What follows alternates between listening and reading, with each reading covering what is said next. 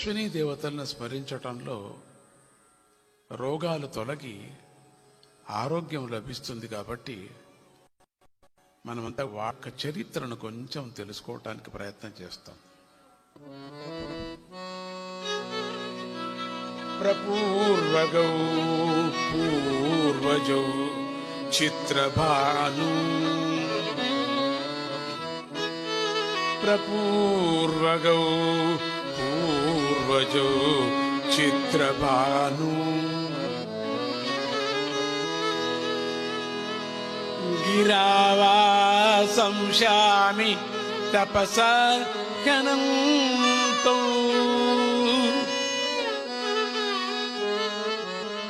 గిరావా సంశామి తపసా హ్యనంతో దివ్యో సుపర్ణౌ రజౌ విమానౌ అధిక్షిపంతా భువనాని విశ్వ అధిక్షిపంతో భువనాని విశ్వ.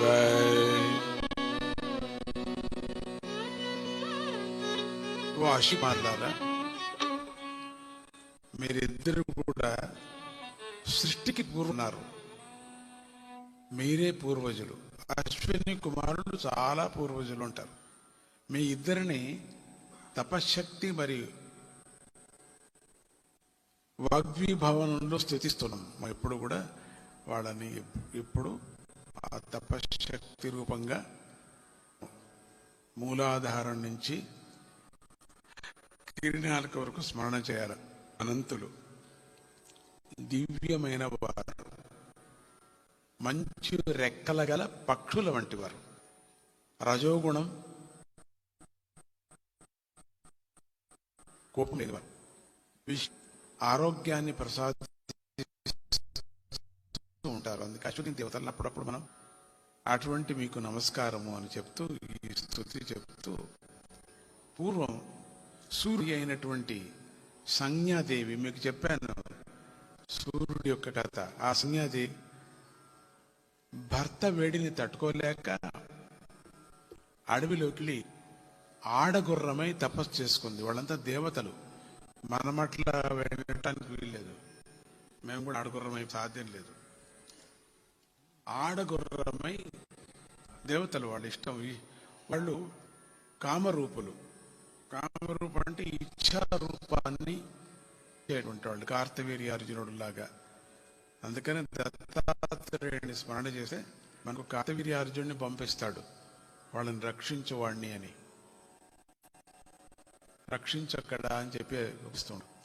అందుకని గురుగీతను చదవాలి. అంటే దత్తుడిని గురుగీతను చదివేటప్పుడు మనం వేడుకుంటే, దుఃఖం ఉన్నప్పుడు, శరీరానికి రోగం వచ్చినప్పుడు, ఇంట్లో తాపత్రయాలు పడినప్పుడు, అకాలమైనటువంటి దుఃఖాలు వచ్చినప్పుడు గురుగీత పఠించాల. గురుగీతను మీరు 3 మాటలు పారాయణం చేస్తే శరశాలలో ఉండినటువంటి వాడు కూడా బయటకు వచ్చేస్తాడు. అత్యంత భక్తితో గురుగీతను పఠించాల. ఎంత కష్టమైనా పోతుంది.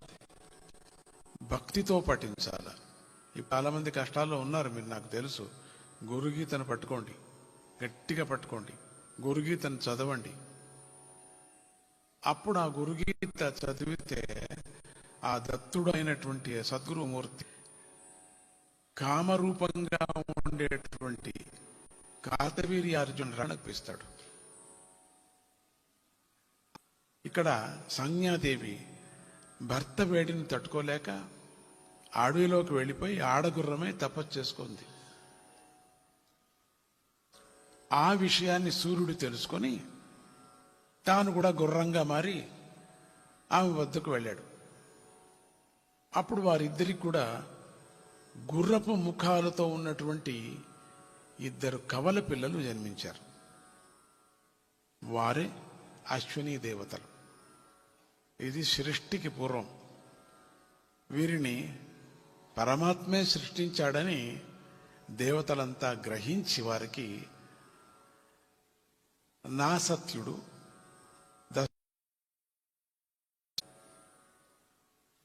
తర్వాత దేవతల మాట మేరకు విశ్వకర్మ సూర్యుడి యొక్క వేడిని తగ్గించాలని నిర్ణయించుకున్నాడు. ఒకనాడు సూర్యభూమి సానబెట్టి సూర్యుడి వేడిని తగ్గించాడు. అంటే సూర్యుడిని సానబెట్టడానికి ఏం లేదు, ఆ కిరణాలని తగ్గించడం జరుగుతుంది.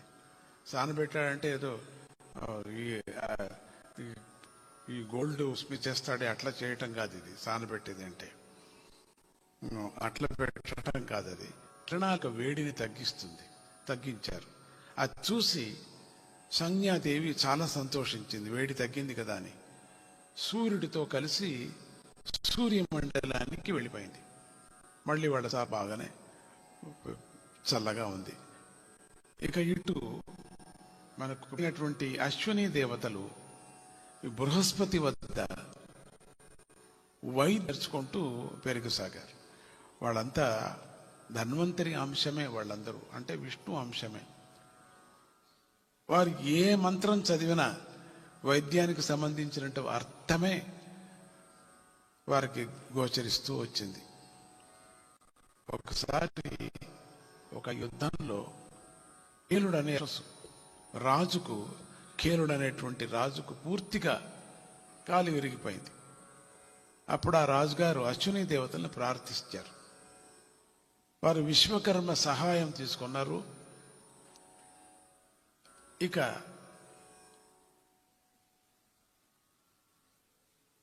ఇనుప కాలు తయారు చేయించారు. అంటే మనం ఇప్పుడు కాళ్ళు కట్టుకుంటాం కదా, అట్లా ఇనుప కాలు తయారు చేసి అతడికి అతికించి నడిపించారు. అంటే ఇప్పుడు మనకేం అర్థమవుతుందండి, అప్పుడే అవయవాలను మార్పిడి చేసేటువంటి శక్తి అప్పుడే ఉంది అని అర్థం. ఎప్పుడో సృష్టి ప్రారంభం ఇదంతా. మనం ఇప్పుడేదో చాలా గొప్ప గొప్ప చెప్పుకుంటున్నాం. చూసారండి, వేరే కాలు పెట్టి నడిచాము, వేరే కన్ను పెట్టి నడిచాము, చూసాము, వేరే హార్ట్ పెట్టి ఉంది, ఇట్లంతా మనం అనుకుంటాం. అప్పుడే అశ్విని దేవతలు ఇనుప కాలు పెట్టారు. మనం ఇప్పుడేదో ప్లాస్టిక్ కాలు పెట్టుకుంటాం, అప్పుడు ఇనుప కాలు పెట్టారు. మరోసారి బుజ్జిహుడు అనేటువంటి గంధర్వుడు సముద్రంలో పడి పోగొట్టుకోబోతూ అశ్విని దేవతలను స్మరించాడు. ఇద్దరు కూడా అశ్విని దేవతలు అతడు వద్దకు వచ్చి ఆయన ఆదుకున్నారు, వీడిని బ్రతికించారు. అలా అశ్విని దేవతలు ఎందరికో ఉపకారాలు చేశారు.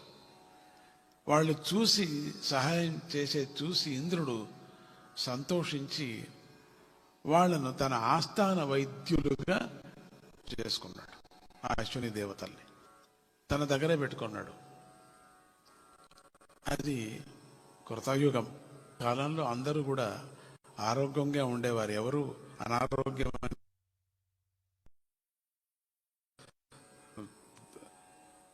త్రేతాయుగంలోనే రాముడు కాలంలోనే లేవు, అకాల మృత్యులు లేవు అని మనం ఆ పద్ధతి మనం పాడుకుంటాం. శతశ్లోకి రామ. ఇప్పుడు ఇంకా కృతయుగంలో రోగాలు ఎక్కడున్నాయండి? రోగాలు లేవు. ఆ కాలంలో అందరూ ఆరోగ్యంగా ఉండేవారు కనుక వాళ్ళకి ఎప్పుడో ఒకసారి మాత్రమే వైద్యులు అవసరం ఏర్పడేది. ఎప్పుడో ఒక పర్యం, ఒక 100 సంవత్సరాలకు ఒక్క పర్యం ఒక వైద్యం అంతే. అంచేత ఎవరూ కూడా వైద్యులను పట్టించుకునేవారు కాదు, ఎందుకంటే రోగం లేదు కదా. అలాగే మనం ఇప్పుడు ఇల్లు ఏదైనా తీసుకోవాలంటే ఆసుపత్రి పక్కలో తీసుకుంటాం. మొదట్లో స్కూల్ పక్కలో తీసుకునేవాళ్ళు, పిల్లలకు విద్య కోసరం, పిల్లలకు కాలేజీ కోసరం. ఇప్పుడు అది కాదు, ఆసుపత్రి ఎక్కడుందో అక్కడ తీసుకుంటున్నాం. ఎందుకంటే మాథమెటిక్స్ జబ్బులు కదా మనకు, అందుకని అక్కడ ఆసుపత్రిలోనే మనము అక్కడే భోంచేస్తుంటామో తెలీదు, అట్లా ఉండి సగం పూట అక్కడే ఉండిపోతాం. అలాగే ఇంద్రుడు కూడా వారిని పక్కన పెట్టుకున్నవాడే కానీ వాడిని పట్టించుకోలేదు. ఇంద్రుడు కూడా పట్టించుకోలేదు. ఇంద్రుడు తన ఆస్థానంలో పెట్టుకున్నాడు, వాళ్ళ యొక్క విద్యను చమత్కారాన్ని గమనించలేదు, అవసరం పడలేదు. వారికి యజ్ఞాలలో ఆవిర్భాగాలను ఇవ్వలేదు ఎవరు కూడా. అందుకు అశ్విని దేవతలు బాధపడ్డారు. ఎవరూ పట్టించుకోలేదు ఆ దేవతల్ని. నిజంగా అయితే అశ్విని దేవతలు జన్మతోనే దేవతలుగా పుట్టారు. హవిష్యులు అక్కర్లేదు వాళ్ళకి. కానీ అనిపించింది హవిష్యులు లేదే అని చెప్పి. అయినా కూడా ఇంద్రుడు వారికి అర్హత కల్పించలేదు. ఇంద్రుడు వాళ్ళకి సరైనటువంటి పదవి ఇవ్వలేదు. ఒకసారి దేవతలందరూ మాట్లాడుకుంటూ ఉండగా అక్కడ అశ్వ విద్యను ఎవరు నేర్చుకోవాలి అనే విషయంలో పెద్దగా వాదులాట జరిగింది. అశ్వ విద్య అనేది చాలా పెద్ద విద్య. గుర్రం సవారి అనేది మామూలుగా అందరికీ కలగదు. అప్పుడు వారు రథాల పందెంలో గెలిచిన వాళ్ళకే నేర్చుకోవాలి అని రథాలు ఎక్కారు. అన్ని రథాలు కట్టించారు. అక్కడ ఎవరు రథం తొందరగా వెళుతుందో వాళ్ళు మాత్రమే అశ్వవిద్య నేర్చుకోవాలి. ఇక పందెం ప్రారంభమైంది. అయితే ఆ పందెంలో చివరగా 3 రథాలు పరిగెత్తసాగాయి. ఒకటి ఇంద్రుడి రథము, మధ్యలో గాడిదలు లాగుతున్నటువంటి అశ్విని దేవతల రథం. వాళ్ళకి ఎందుకో గాడిదలు కట్టారు. మిగతా వాళ్ళకంతా గుర్రాలు కట్టుకుంటే వాళ్ళకి కొంచెం ఆస్థానంలో లో క్లాస్ అంటారే, కొంచెం 1 క్లాస్ 2 క్లాస్ 3 క్లాస్ అని ఉంటుంది. ఈ 3వ క్లాస్లో ఉన్నట్టుంది. వీళ్ళు గాడిదలు కట్టారు వాళ్ళకి. తర్వాత అగ్నిదేవుడి రథం. వీటిలో ఒకరు రథం వచ్చింది. వీళ్ళది మాత్రం పాప గాడిదల రథం. వీటిలో గాడిదలు లాగుతున్నటువంటి అశ్విని దేవతల రథమే ఎంతో వేగంగా ముందుగా పరిగెత్తు ఉండటాన్ని అందరూ చూశారు. అసలు ఈ గుర్రాలు ఎందుకో పరిగెత్తటం లేదు. దేవతల గుర్రాలు, పెద్ద పెద్ద పేర్లు దానికి. చాలా అరబ్బీన్ గుర్రాలు అంటామే, అరబ్బీ కాదు, అటువంటి గుర్రాలు అటువంటి ఉండేవి. అశ్వాలు లాగుతూ ఉండేవి. కానీ అవంతా ఎందుకు వెనకబడిపోయాయి. గాడిదలు మాత్రమే ఎక్కువ తొందరగా పరిగెత్తాయి. ఇంద్రుడు అగ్నిదేవుడు, మేము మిమ్మల్ని అడ్డుకోగలం, ఎందుకు వెళుతున్నారు మీరు అంటే, అక్కడ కూడా ఇంద్రదేవతలకు కూడా అగ్నిదేవతలకు కూడా ముందు వెళ్ళే రథము అడ్డుకునే అటువంటి మనం ఈ రాజుల కథలో చూసాం, రోమ్ కథలో చూసాం, సినిమాలు చూశారు మీరు ఎన్నో. ఇప్పటికీ కొన్ని సినిమాల్లో కూడా మీరు చూడొచ్చు. ముందుగా వెళ్ళేవాడికి చక్రం కట్ చేయటం కత్తితో, ఇట్లంతా గుర్రానికి ఏటు వేయటం, గుర్రం కింద పడిపోవటం, ఇవన్నీ మనం అక్కడి నుంచి నేర్చుకుందే కదా. వీళ్ళు కూడా, వీళ్ళదేం కొత్త ఏం కాదు, వీళ్ళు నేర్పించిందే. ఈ అగ్ని ఇంద్రుడు నేర్పించింది. మేము అడ్డుకోగలం. అయితే ఆ సమయంలో మరొకడు ముందుకు గెలుస్తాడు కదా, అంచేత మేము తప్పుకుంటాం, మీరు వెళ్ళి గెలవండి. ఆ తర్వాత మీరు మాకు అశ్వ విద్యను నేర్పించండి అన్నారు. ఎందుకంటే మీరు అశ్వం ఎక్కేటువంటి మీకు అర్హత కలుగుతుంది కదా, మీరే ముందు వెళ్ళండి. మేము మిమ్మల్ని అడ్డుకోవటానికి ఏదో మేము అనుకుంటాం, అయినా వేరే వాళ్ళు వెళ్ళిపోతారు.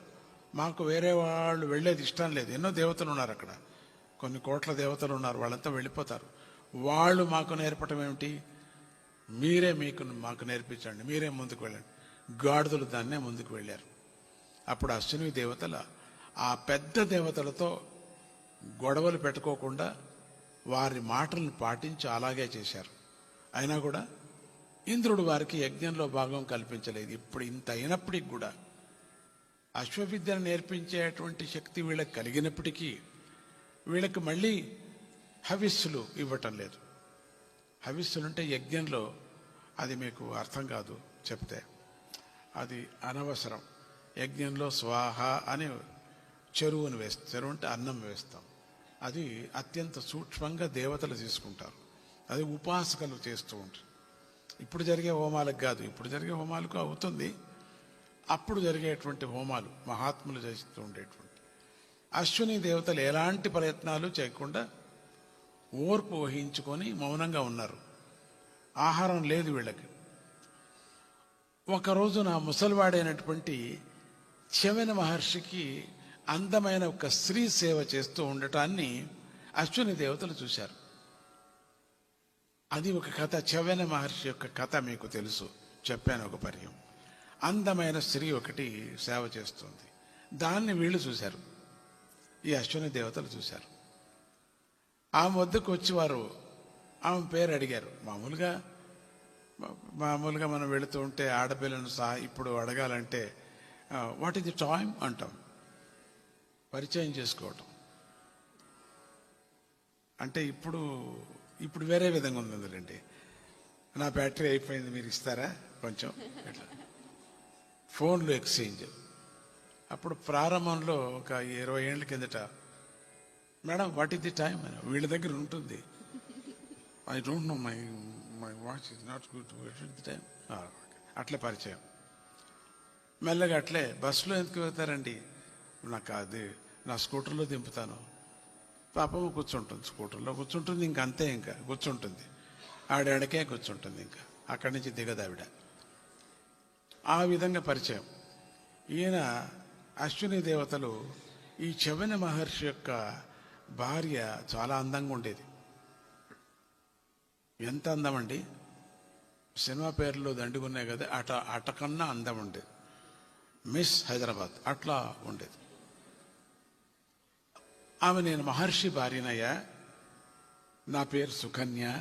ఆవిడకి అర్థమైపోయింది, కొంచెం దూరం ఉండండి, అన్యాయంగా పోతారు మీరు అనే విధంగా అనింది, ఇండైరెక్ట్గా. అప్పుడు అశ్విని దేవతలు పొగట్టడానికి ప్రారంభం చేశారు. ఓ సుందరి, యు ఆర్ వెరీ బ్యూటిఫుల్ అని అంటాం. తర్వాత ఎంటుకలను చూసి, బా ఎంత బాగుంది మీది, కత్తిరించుకుంటూ బాగుండదు, ఏముండదు, అది పులితోగలాగా ఉంటుంది, ఎట్లా ఉంటుంది అని, పోనీ టైల్ లాగా ఉంటుంది. ఓ సుందరి, నువ్వేమో అందాలు రాసివి, అతడేమో ముసలోడు, లేస్తే కూర్చోలేడు, కూర్చుంటే లేలేడు, కళ్ళు సరి కనపడవు, ముసలవాడు, అతను విడిచిపెట్టాయి, నీ మనస్సుకు నచ్చేటువంటి మంచి అందగాడిని చూపిస్తాం అంటే ఇండైరెక్ట్ వాళ్లే మేమే అని, వేరే విధంగా. ఇదే కదా మనం కూడా నేర్చుకుంది. అందుకు సుకన్య కోపం వచ్చేసింది ఆవిడికి.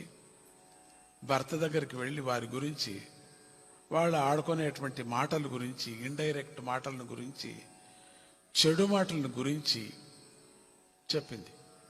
అప్పుడు మహర్షి వారిద్దరిని కూడా తన దగ్గరికి పిలుచుకొని రా అన్నాడు. ఎందుకంటే వాడికి 2 కళ్ళు కనపడవు. ఆ కథ వేరే, ఈవిడే పొడిచింది కదా ఒకప్పుడు ఉండేది.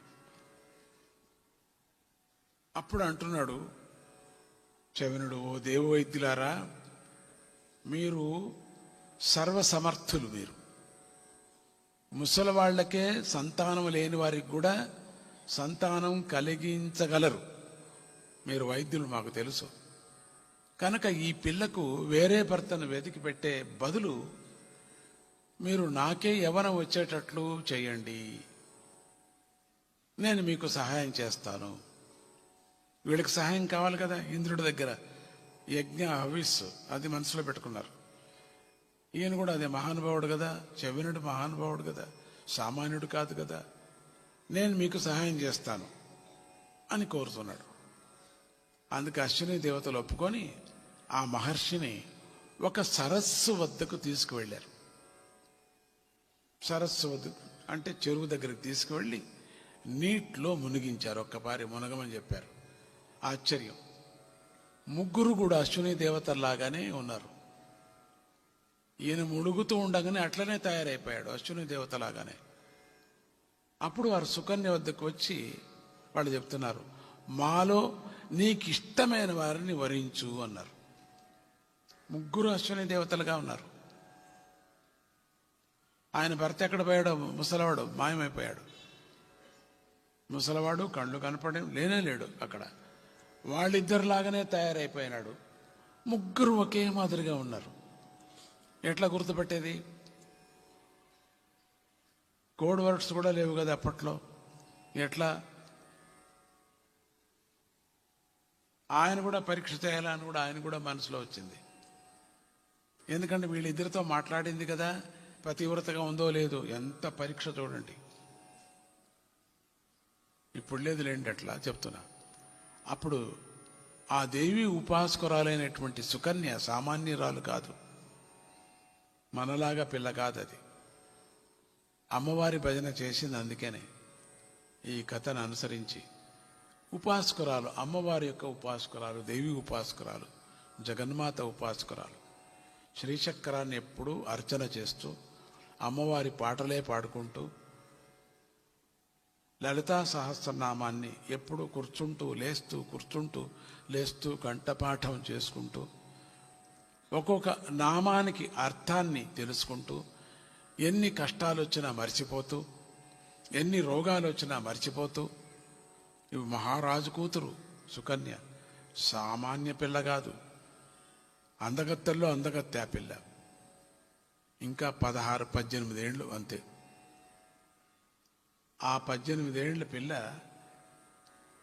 120 ఏళ్ల ముసలోళ్ళని పెళ్లి చేసుకుంది. దేవి ఉపాసకురాలు ఆవిడ, పతివ్రత. సుకన్య అమ్మవారిని ప్రార్థించి తన భర్త అయినటువంటి మహర్షినే వరించింది. తన భర్త ఎవరో కనిపెట్టింది.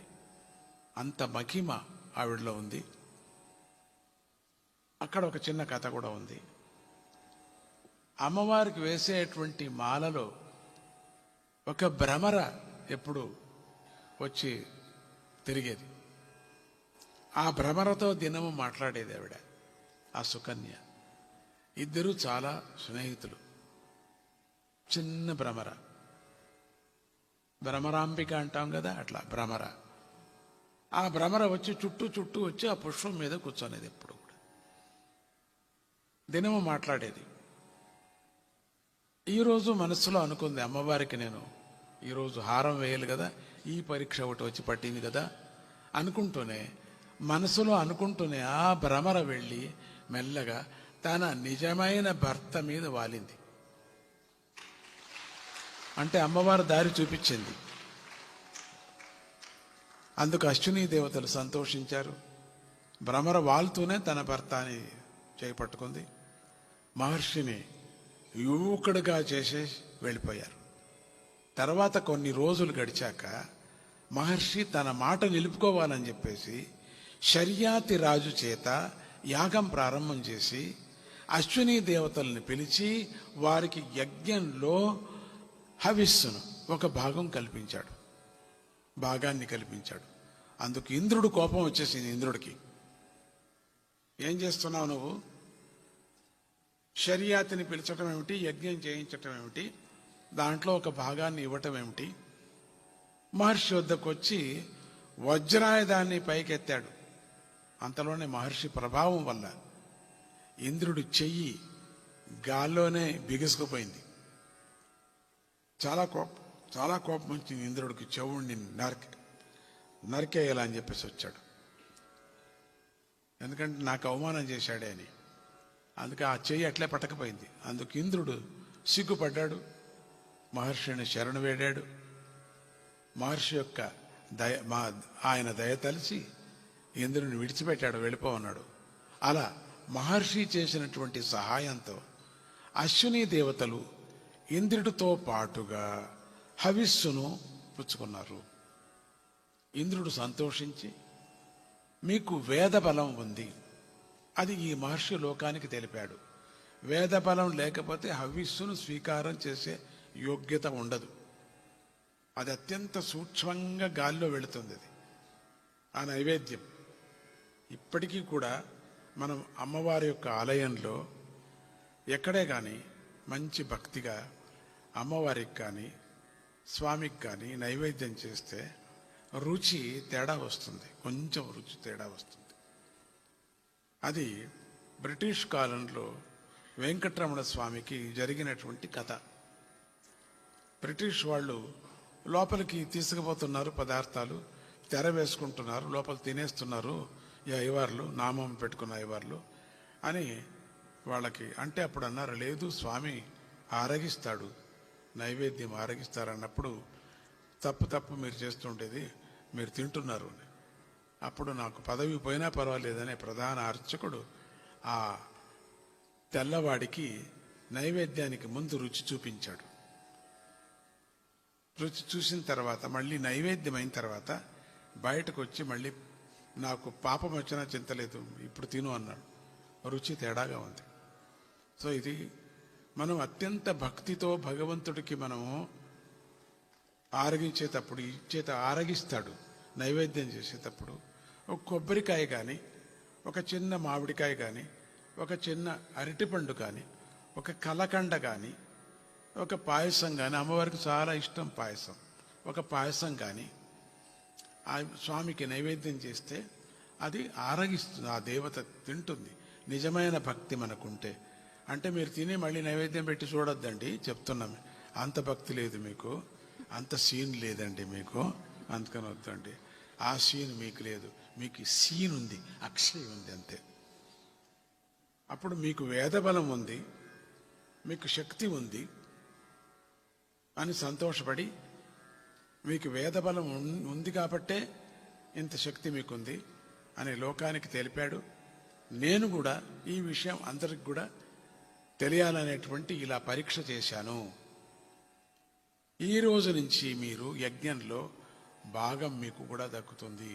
మాతో పాటుగా మీరు కూడా దేవతలతో పాటుగా హవిస్సును పుచ్చుకుంటారు అని ప్రకటించాడు. యజ్ఞయాగాదుల్లో జరుగుతుంది అది, మామూలు హోమాల్లో కాదు, అది పెద్ద పెద్ద యజ్ఞాల్లో జరుగుతుంది అది. ఇలా అశ్విని దేవతలు అందరికీ చేసినటువంటి ఉపకారం ఫలితంగా దేవతల్లో అశ్విని దేవతల స్థాయి పెరిగింది, గౌరవం కూడా పెరిగింది. అయితే మిగతా దేవతల్లాగా బ్రహ్మ విద్య మాత్రం వారికి అందలేదు. అశ్విని దేవతలకు బ్రహ్మ విద్య అంటే అణువున పరమాత్మ వ్యాపించి ఉన్నాడు బ్రహ్మ విద్య అనేటువంటి సత్యం అనుభవానికి రావటం అది వారికి రాలేదు. దేవతలే వాళ్ళు, కానీ బ్రహ్మ విద్య కష్టం. అప్పుడు సద్బుద్ధి గల అశ్విని దేవతలు తమకు గల సుఖాలు అధికారాలు అల్పమని అప్పుడు భావించారు. అంతవరకు కొట్టుకున్నారు, మాకు అవిస్సు దొరకలేదు, మాకు గౌరవం దొరకలేదని. అప్పుడు నిజమైన విద్య కావాలనిపించింది వాళ్ళకి. ఇదంతా అబద్ధం అనిపించింది, ఇవన్నీ అశాశ్వతం, ఇది కాదు. బ్రహ్మ విద్య పొందడం కోసం అప్పటి నుంచి వాళ్ళ అశ్విని దేవతలు కృషి ప్రారంభం చేశారు. అప్పుడు ఇంద్రుడు తన విధిలో భాగంగా మళ్ళీ వారికి విఘ్నాలు కల్పించాడు. అప్పుడు అశ్విని దేవతలు అందరిలోనూ పరమాత్మ ఉన్నాడు, ఈ ఇంద్రుల్లోనూ కూడా ఉన్నాడు, ద్వేషం వదిలేశారు. కనుక ఇంద్రుణ్ణి ద్వేషిస్తే పరమాత్మను ద్వేషించినట్లు అవుతుంది అని గ్రహించారు. అదే బ్రహ్మ విద్య వచ్చినట్టు లెక్క. ఇంద్రుడు తన విధి ప్రకారమే విఘ్నాలు కలిగిస్తున్నాడు కదా, ఆయనకు అది మనకు కష్టాలు వస్తున్నాయంటే పరమాత్మను మనకు కలిగించేటువంటి మమ్మల్ని మేలు బంగారం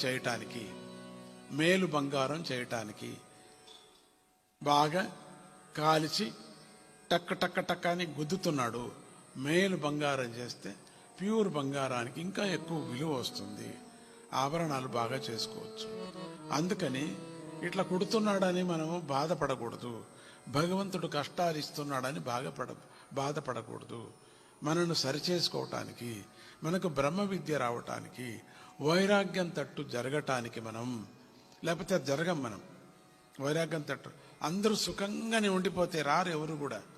ఇప్పుడు కొంతమంది రారు, కొంతమంది గురువులు వాళ్ళకి అయ్యలేదు, హాయిగా ఉన్నారు. ఒక జన్మాంతరంగా అప్పుడు చేసుకుంది ఇప్పుడు అనుభవిస్తున్నారు. మళ్ళీ తిరగవాత ఉంటుందిలేండి నెక్స్ట్ జన్మ, అది వేరే. అందుకని ఇప్పుడు వాళ్ళకి ఏం అక్కర్లేదు. వాళ్ళకంతా ప్రపంచమంతా గుడ్డిగా కనపడుతుంది, దేవుళ్ళంతా గుడ్డిగా కనపడతారు, గురువులందరూ గుడ్డిగా కనపడతారు, అందరూ మోసగాళ్లే అని కనపడతారు. ఎందుకంటే డబ్బులు ఎక్కువ ఉన్నాయి, వాళ్ళకు అనుకూలం ఎక్కువ ఉంది. వాళ్ళకి ఏదైనా రోగం వస్తే ఇంగ్లాండే తీసుకుపోతుంది. అట్లా వాళ్ళ డబ్బులంతా. అహంకారం, అధికారం, మమకారము, అహంకారము, అధికారము, మదము ఉంటుంది. కాబట్టి గురువుని, దేవుణ్ణి, షోకీకి మాత్రమే వాళ్ళు నమస్కారం పెడతారు. కానీ ఇక్కడ భక్తి అనేది లేదు. నిజమైన భక్తి ఉండేది బీదవాడికి, నిజంగా బీదవాడికే ఉండేది నిజమైన భక్తి. నువ్వు ఒకడే సర్వస్వం నాకు అనేస్తారు. వీళ్ళు అట్లా అన్నారు, డబ్బులున్నాయి కదా మనకు అని చెప్పేసి. ఇంద్రుడు తన విధి ప్రకారం విఘ్నాలు కలిగిస్తాడు కదా అని తెలుసుకొని ఆతపడ యొక్క భగవంతుడి మీద ద్వేషాన్ని వదిలిపెట్టారు. మనమంతా మామూలుగా తిడుతూ ఉంటాం, కష్టాలు వస్తాయి. ఆ తర్వాత అశ్విని దేవతలు ఒకనాడు ఒక బ్రహ్మర్షిని ఆశ్రయించి బ్రహ్మ ఉపదేశాన్ని చేయమని ప్రార్థిస్తారు. అప్పుడు అయ్యా, ఇంద్రుడు వచ్చి మిమ్మల్ని బెదిరించి వధిస్తే మిమ్మల్ని తిరిగి మేము బ్రతికిస్తాము అని మాట ఇచ్చి ఆయన నుంచి బ్రహ్మ విద్యను పొందారు. తర్వాత వారు చెప్పినట్టుగానే జరిగింది. ఇది పెద్ద కథ. ఇంకొక కథ ఇది. వాళ్ళు తమ వైద్య విద్యలో ఆ బ్రహ్మర్షిని బ్రతికించి సంతోషపెట్టారు. ఇది అశ్విని దేవతల యొక్క చరిత్ర. ఎందుకంటే ఇంద్రుడికి కక్కుర్తి పడ్డాడు, వాళ్ళ మీద కోపపడ్డాడు. బ్రహ్మ విద్య వచ్చేస్తుంది వీళ్ళకి అని చెప్పి బ్రహ్మ విద్య నేర్పించే మహర్షిని వెళ్ళి నరికాడు. కానీ తక్షణమే వీళ్ళు బ్రతికించుకున్నారు. ఆ దేవతల్లో మొదట సామాన్య వ్యక్తులుగా జన్మించారు ఈ దేవతలు. తర్వాత కృషితో, దీక్షతో ఉన్నత స్థాయిని అందుకున్నారు. స్టెప్ బై స్టెప్ వెళ్ళారు బ్రహ్మ విద్యకు. అంచేత ఎలాంటి మహనీయుల జీవితాలను కూడా మనమంతా కూడా ఆదర్శంగా మనమంతా తీసుకొని, ఉదాహరణంగా తీసుకొని మనమంతా మన జీవితంలో నడుచుకోవాలి. అలా నడిచిన వారు తమ తమ మార్గాల్లో ఉన్నత స్థాయిని అందుకుంటారు అనటానికి ఇది ఒక ఉదాహరణ అని చెప్తూ, ఆ అశ్విని దేవతల్లాగా మీకు దృఢమైనటువంటి పట్టుదల, సద్బుద్ధి మీ అందరికీ లభించు అని అంటూ స్వామిని ప్రార్థన చేస్తూ మీకు మంచి ఆరోగ్యము, ఉన్నత స్థాయి దక్కుగాక